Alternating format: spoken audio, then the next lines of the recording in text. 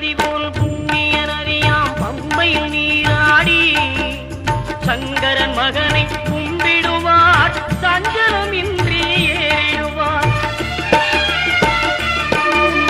நீலிமலை ஏற்றம் சிவபாலனும் ஏற்றிடுவார். காலமெல்லாம் நமக்கே அருள்காவலராயிருப்பார். தேகபலம் தா பாதபலம் தா தேகபலம் தா பாதபலம் தா தேகபலம் தா